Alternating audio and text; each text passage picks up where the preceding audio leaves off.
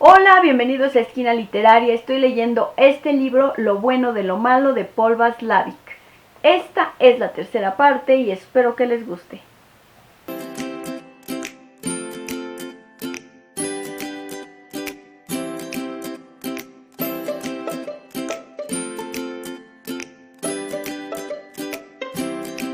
Lo tercero que está supuestamente excluido.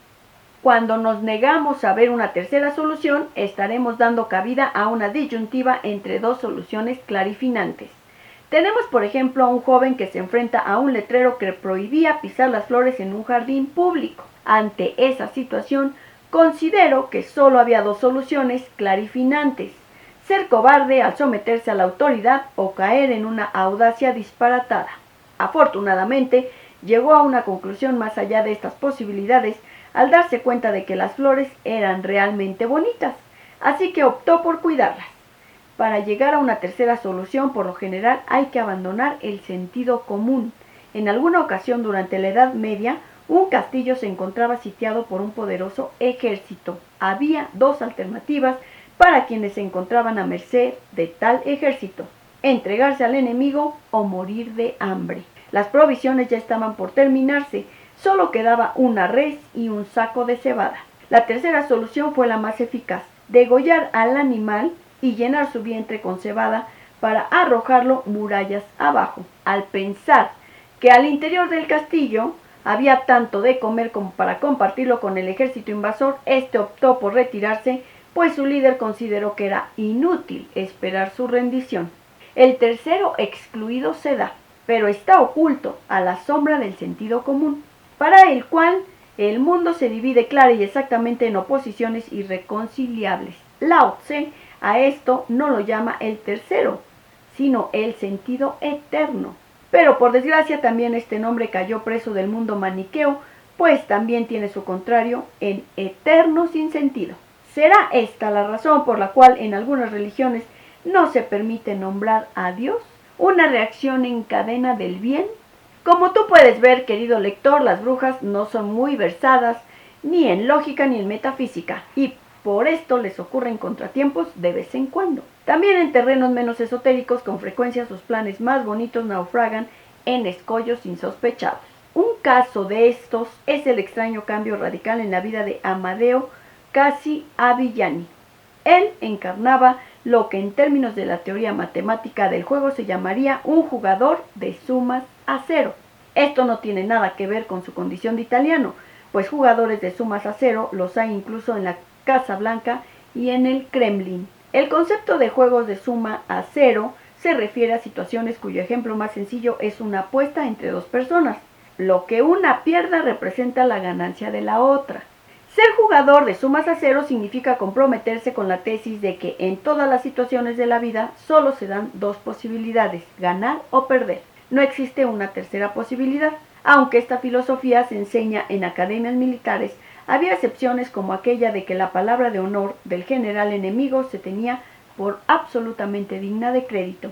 Hécate se dedicó celosamente y de las formas más variadas a programar a los jóvenes para hacer de ellos jugadores de sumas a cero. Merecen un recuerdo elogioso los entrenadores deportivos con su insistencia en la importancia suprema de ganar y en la vergüenza de perder. Todo esto concurría en Cassia Villani de una forma pura. Vivía para ganar en todos los sentidos y en un miedo constante a perder.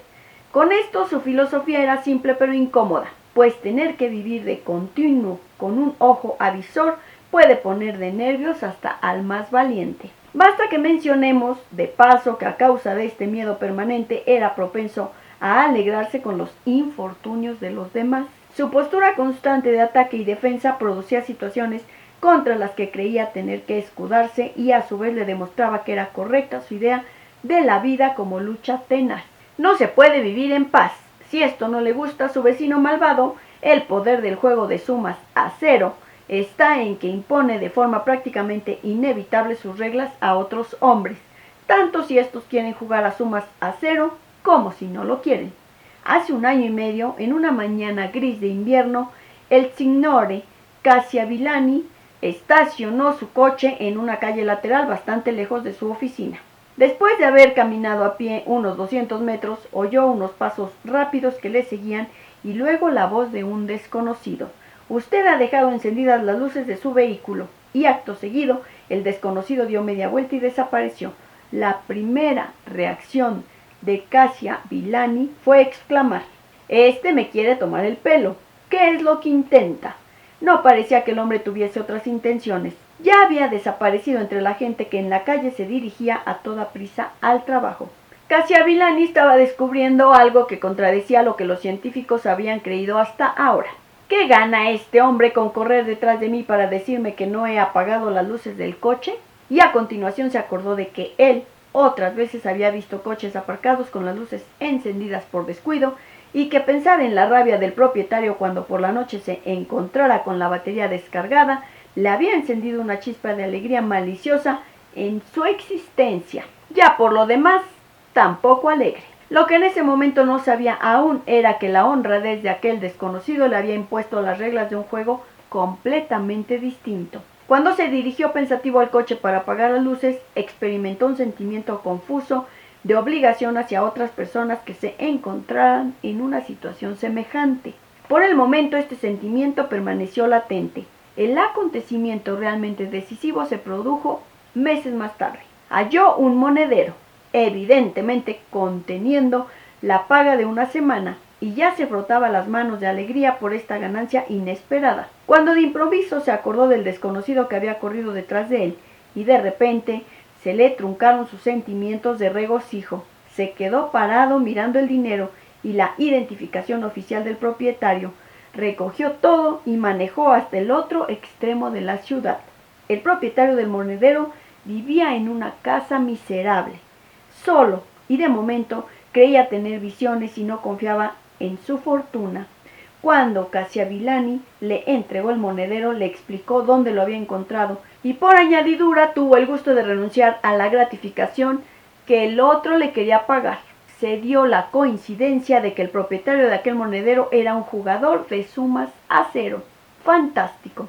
Se dijo a sí mismo: nunca hubiese pensado recuperar mi monedero en un par de horas, pero, dicho con toda franqueza, uno tiene que ser tonto de remate para devolver dinero encontrado. En esto se equivocaba el hombre, pues sin saberlo, Kasia Villani le había impuesto por su parte las reglas del juego. Extraño. Y cuando la próxima vez en su vida se encontró en una situación parecida, él también se comportó como un tonto de remate. La moraleja de la historia.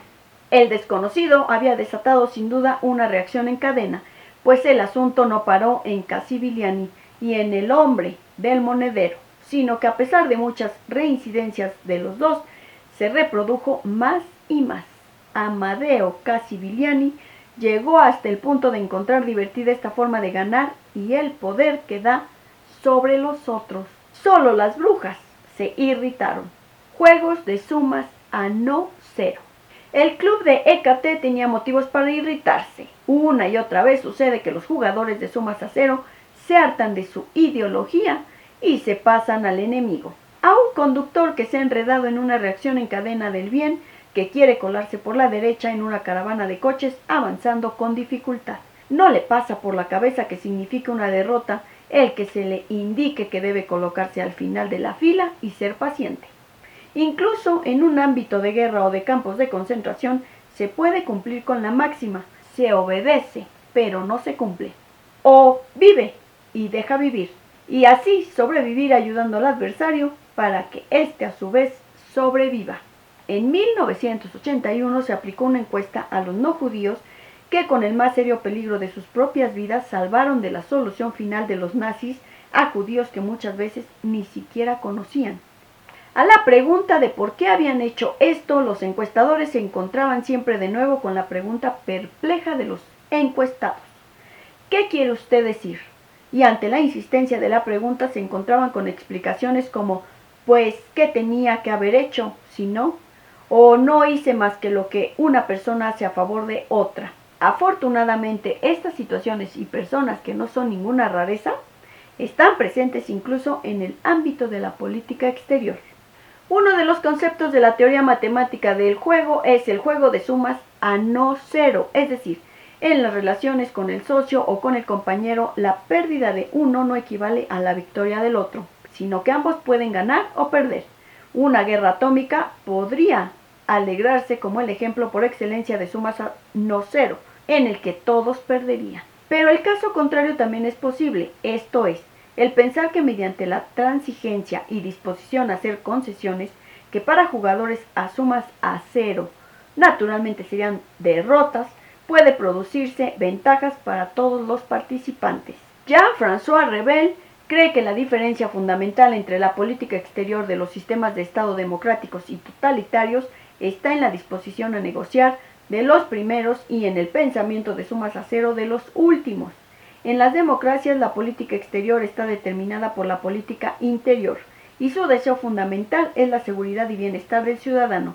En palabras de Revel, en su política exterior buscan sobre todo un equilibrio que corresponda a su equilibrio interno. El totalitarismo, en cambio, se construye sobre una ideología, sobre una definición oficial definitiva y por esto obligatoria para todos de la realidad humana, social y hasta científica.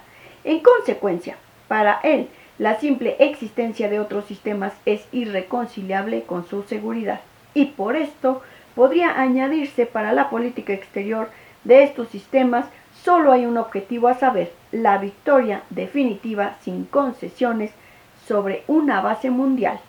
Pues solo una victoria final como esta puede acabar el juego de sumas a cero del poder puro e introducir el paraíso en la tierra. Según Revel, las democracias modernas buscan siempre pactar nuevos compromisos cuyo promedio sea el denominador común que aporte el mayor número de ventajas para todos. Música celestial, de ninguna manera.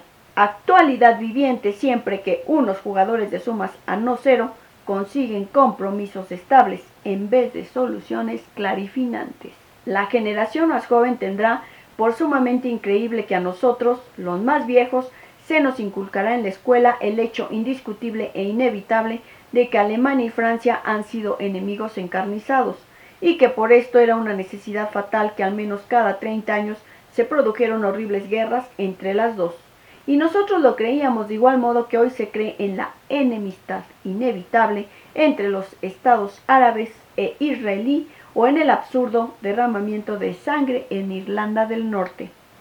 Figúrate que a inicios de 1963, dos jefes de Estado, que por otra parte no eran particularmente agraciados, consiguieron en París firmar un tratado de amistad que ponía un punto final a un cambio de raíz en las relaciones entre la entonces República Federal Alemana y Francia. Si alguien persistiera en los cánticos patrióticos que alentaban la confrontación entre ambas naciones, podría concursar como candidato al título de dinosaurio patriótico. Espero que les esté gustando la lectura de este libro, Lo bueno de lo malo, de Paul Václavic. Esta fue la tercera parte. Si te gustó la lectura, dale like, compártela, déjame tus comentarios. Si te gustaría la lectura con números de página, escríbeme al correo electrónico que te dejo en la descripción de este video. Muchas gracias por escucharme y nos vemos en la cuarta parte de la lectura de este libro.